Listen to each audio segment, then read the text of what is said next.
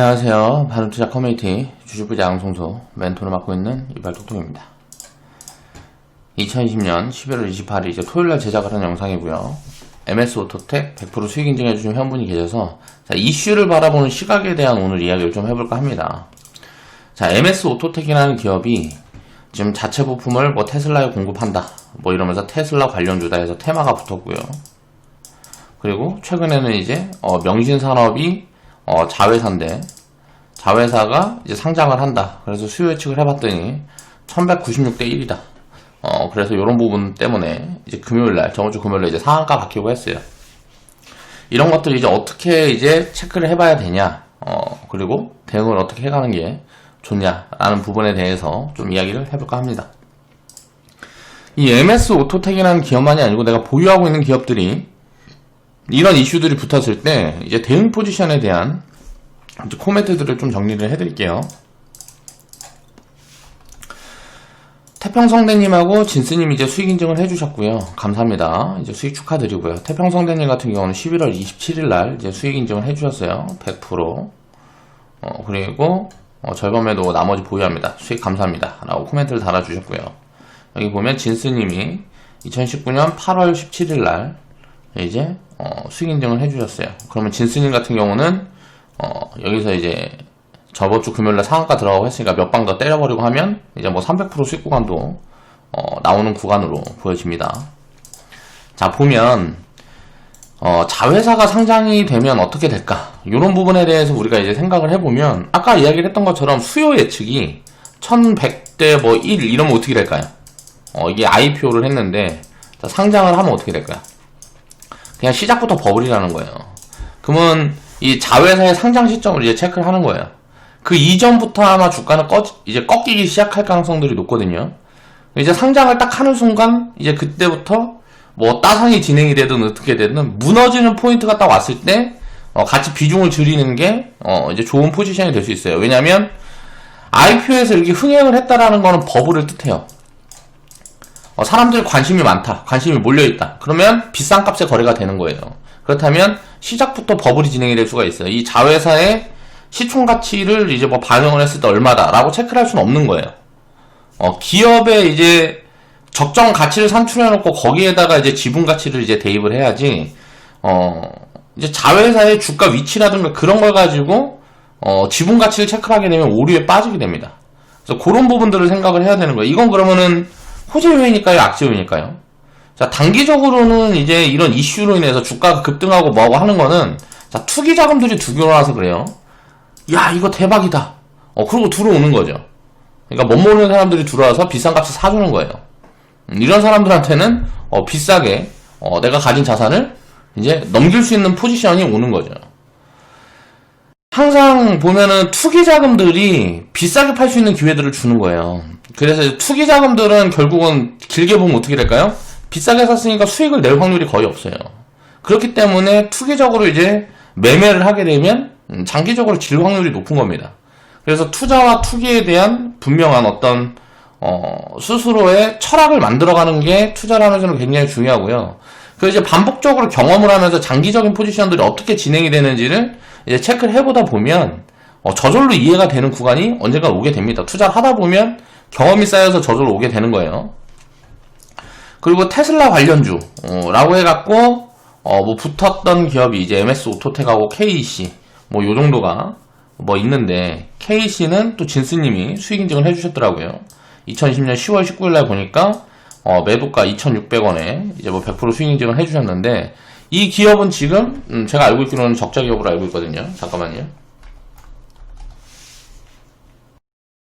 이제 추천이 과거에 이제 테마 관점으로 이제 들어갔던 종목이긴 한데, 기업에 대한 내용은 이야기를 하기가 조금 애매한 기업이에요. 턴어라운드 포지션들은 좀 봐야 될 것 같아요. 아직까지는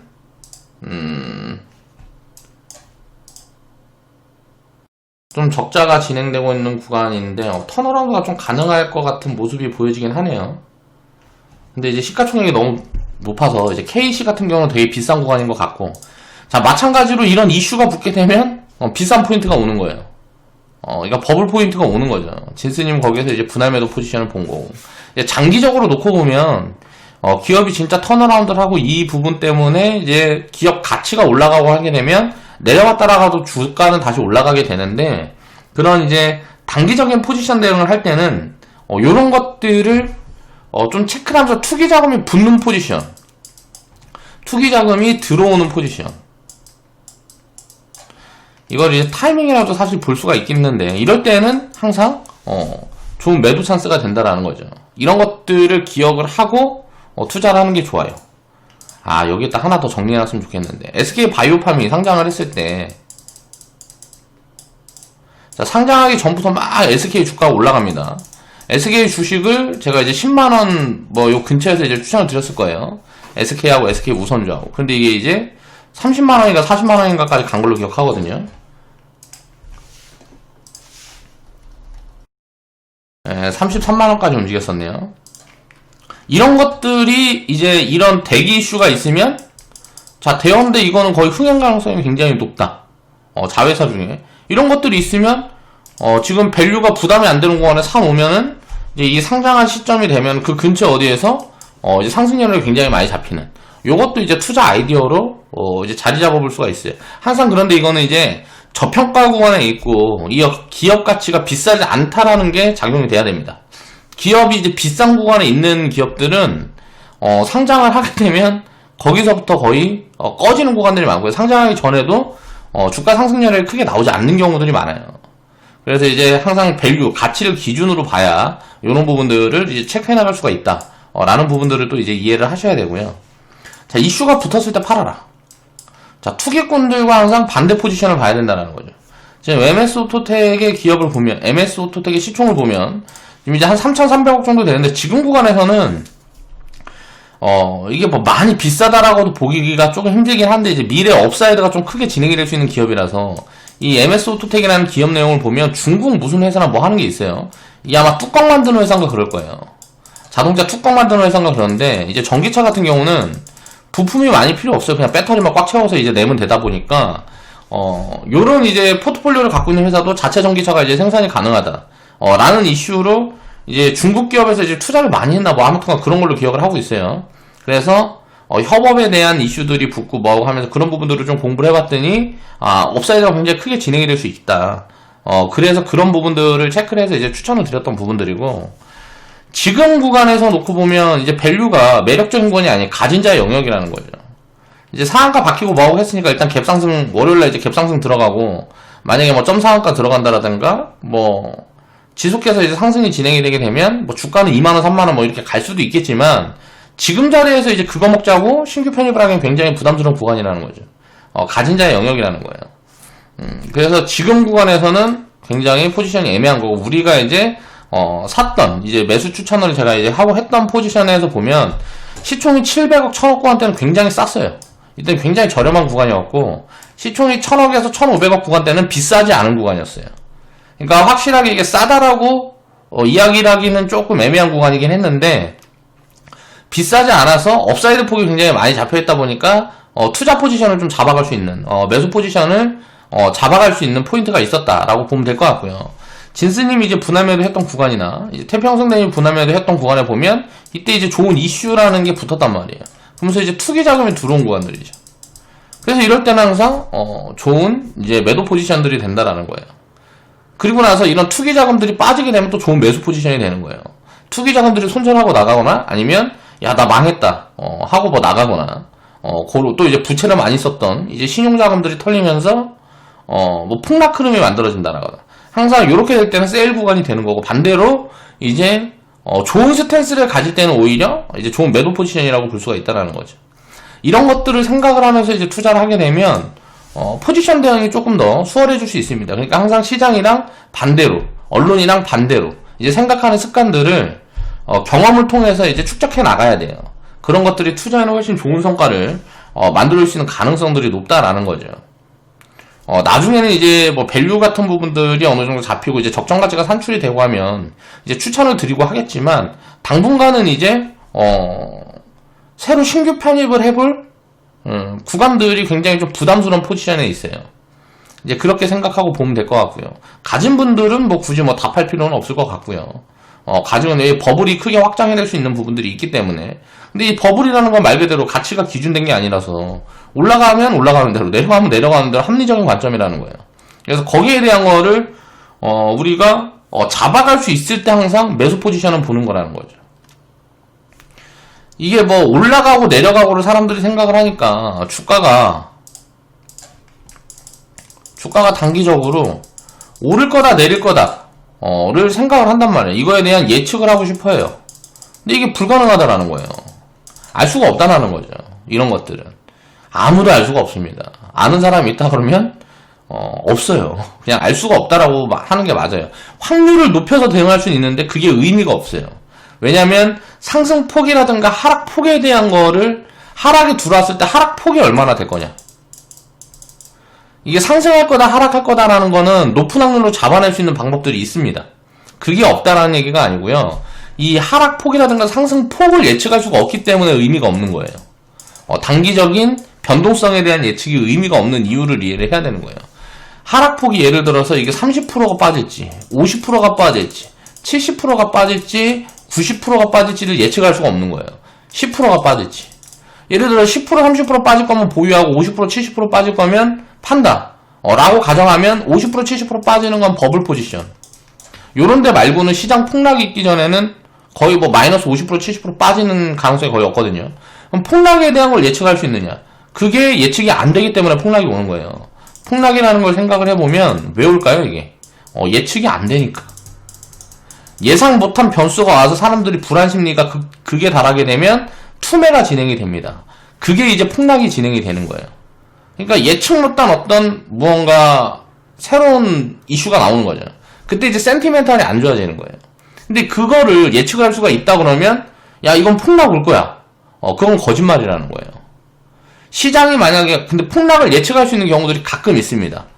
6년에 한 번, 6년에서 10년에 한 번, 두 번 있어요. 자, 이 폭락을 예측할 수 있는 부분은 언제 있을까요? 버블일 때. 버블이 크게 확장돼 있을 때. 이럴 때는 예측이 가능합니다. 그럼 그런 부분에서만 현금 대응을 늘려간다라든지 뭐 인버스 비중을 섞어간다라든지 그런 포지션들이 오는 거고, 저평가 구간이라든가 무슨 뭐 시장이 비싸지 않은 구간에서 오는 폭락은 예측 못한 어떤 이슈가 있을 때 오는 거예요. 정치적인 이슈라든가 그런 것, 뭐 이제 코로나라든가 그런 것들은 우리가 예측을 할 수 없는 부분들이기 때문에 대응을 할 수가 없다는 거죠. 그래서 기준으로 잡을 수가 없다는 거예요. 변동성이라는 건 항상 기준이 같이 돼 있어야 되는 이유가 뭐냐면 방금 이야기했던 것처럼 그런 거예요. 이제 버블이라고 그러면 어떻게 돼요?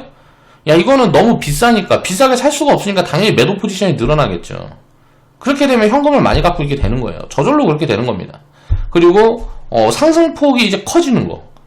그러니까 이것도 예측을 할 수가 없는 거예요. 지금 매도를 딱 봤는데 여기서 더 올라갈 거냐 내려갈 거냐는 걸 알 수가 없기 때문에 매도 포지션도 가치를 기반해서 하는 거죠. 전부를 다 팔 거냐 나눠서 팔 거냐, 이런 것들을 우리가 생각을 해봤을 때 버블 포지션이라 그래도 분할 매도 포지션이 이제 합리적인 게 뭐냐면, 버블이라는 게 버블이 확장이 얼마나 될지를 알 수가 없는 거예요. 과거 IT 닷컴 버블 때를 생각을 해보면, 닷컴 버블 때 생각해보면 이게 가치는 100원이었는데 이게 막 만원, 10만원까지 가는 거예요. 100원짜리가 만원까지 가는 거라고. 10만원을 좋아. 그러니까 100배씩 막 가고 막 3만원까지 가고 5만원까지 100배, 막 300배, 막 이렇게 간 기업들이 굉장히 많거든요. 그러니까 이거는 비합리적인 거죠. 과거에 이제 뭐 유럽에 있었던 튤립 버블 마찬가지죠. 튤립 한 송이를 집 두 채로 거래를 해요. 그러니까 이게 합리적이지 않잖아요. 그러면 이제 그게 어디까지 오냐, 결국은 100원까지 내려온다는 거죠. 이게 5,000원에서 무너져도, 만원에서 무너져도, 10만원에서 무너져도 100원까지 내려오는 거예요. 가치에 따라서. 그러면 언제 무너질지가 모르기 때문에 매도 포지션밖에 볼 수 없는 거예요. 매수는 못 들어가는 거죠. 그러니까 버블을 사는 건 굉장히 경계를 해야 되는 거고, 그 버블을 사지 않고, 그리고 또 저평가 구간에 투매에 동참하지 않으려면 가치라는 게 기준이 된 상태에서, 가치 판단을 기준으로 잡아놓고 있는 상태에서 투자를 해야 합리적인 판단을 할 수 있고 합리적인 투자 포지션들을 잡아갈 수가 있다는 거예요. 그런 부분들을 우리가 이해를 해야 된다는 거예요. 야, 자회사 명신산업이 수요 예측을 했는데 이거 대박 났어. 1196대 1이면 이거 따상이야. 그럼 이거 시가총액이 얼마나 될까? 야, 그거 자회사 가치 입혀보면 대박이야. 자, 버블을 자회사 가치라고 이걸 입힐 수가 없는 거예요. 그렇기 때문에 예를 들어 1196대 1이면 뭐 상장하면 따상은 안 나와도 일단은 뭐 더블 이상에서 시작을 하겠죠. 그렇게 되면 그 포지션이 버블일 거라는 말이에요. 공모가에서 2배 이상 시작한 공모가라는 거는 합리적으로 이제 측정을 해서 이제 만들어지는 거란 말이에요. 그러면 공모가 위에서 상장을 하게 되면 대부분은 버블이에요. 거의 한 70% 80% 이상은 버블이에요. 그래서 IPO에서 상장을 하게 되면 단기적으로 마이너스 70% 90%씩 빠지는 확률이 굉장히 높은 이유가 버블을 IPO와 동시에 크게 입혀놓고 상장을 하기 때문이란 말이에요. 그런 것들을 이해를 해야 된다는 거죠. 그러고 바라보면 어때요? MS 오토텍이라는 기업도 자회사 가치가 이제 버블이 입혀지면서 함께 버블로 들어가는 포지션들이 지금 오고 있다 라고 생각해 볼 수 있다는 거죠. 시총이 지금 구간에서는 매출 단위나 이런 거 보면 크게 버블이라고 보기는 어려운 것 같아요. 한 30% 정도 입혀져 있다? 입혀져 있으면 숫자가 이제 늘어나기 전에 주가가 먼저 움직인 경우니까. 근데 이게 여기서 주가가 50%, 100, 이제 100%, 200% 더 가면 어떻게 돼요? 자, 버블이 막 50%, 버블이 70% 껴있게 되면, 자, 담보된 폭락이 50%, 80%, 50%, 70%가 담보된 폭락이 예정이 돼 있는 거라는 거예요. 그런 것들을 생각을 하면서 우리가 투자를 해야 된다는 거죠. 그러면 지금 자리에서 3배가 가버린다. 그럼 어떻게 될까요? 마이너스 90% 폭락이 예정이 돼 있는 거예요. 결국은 주가랑 가치랑은 연동이 될 수밖에 없으니까. 사람들이 이제 투자자들이 다 기준을 잡는 부분들이 그렇기 때문에 그래요. 자, 그런 것들을 이해를 하면서 투자를 해야 되기 때문에 이슈에 대한 분석도 우리가 할 수가 있어야 된다는. 그러면 이게 어떻게 될까요? 이건 어떻게 분석을 해보는 게 맞을까요? 단기적으로는 주가가 상승할 수 있는 요인들이 있는 거죠. 상승 요인이 있어요. 근데 장기적으로 보면 어때요? 자, 버블 확대 포지션이니까 장기적으로 내려올 수밖에 없다. 이 확률이 높아지는 거죠. 그럼 어떻게 돼요? 단기에 치고 빠져야지 라는 투기 자금들이 들어오게 되는 거예요. 그러면 단기 포지션이 어디까지 올라갈지 모르니까 자, 분할 매도 포지션을 보게 되면 굉장히 합리적인 포지션이 잡힌다 라고 우리가 미리 예측을 해볼 수가 있는 거죠. 자, 이런 관점을 가지고 이제 투자를 해나가는 겁니다. 그러면 좋은 매도 포지션들을 잡아갈 때 도움이 될 수가 있다는 거죠. 그리고 이제 자체 부품을 테슬라에 공급을 한다.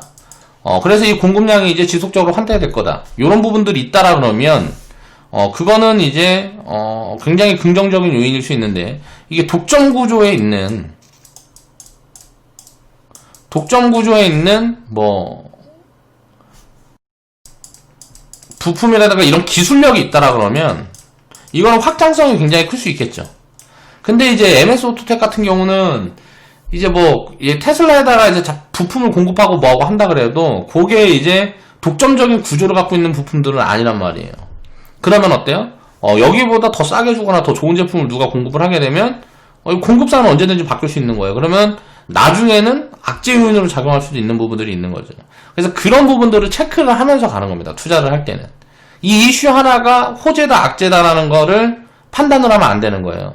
테슬라에다가 부품을 공급한다 그래서 이게 무슨 뭐 대박 요인이 아니라는 거예요. 그런 것들도 이제 이해를 하면서 이제 뉴스도 바라보고 이슈도 바라봐야 된다는 거죠. 근데 이제 눈에 보이는 것만 보죠.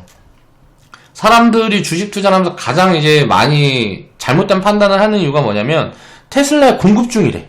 야, 그럼 대박이네. 그냥 이런 단순한 1차원적인 생각을 한단 말이에요.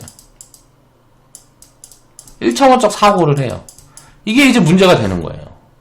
나중에 그런다 그래가지고 이제 이런 이슈들이 붙고 뭐하고 하면 주가가 보통 이제 많이 올라가 있는 경우들이 많은데 그런 구간에서 이 뉴스를 나중에 접한 다음에 들어선단 말이에요.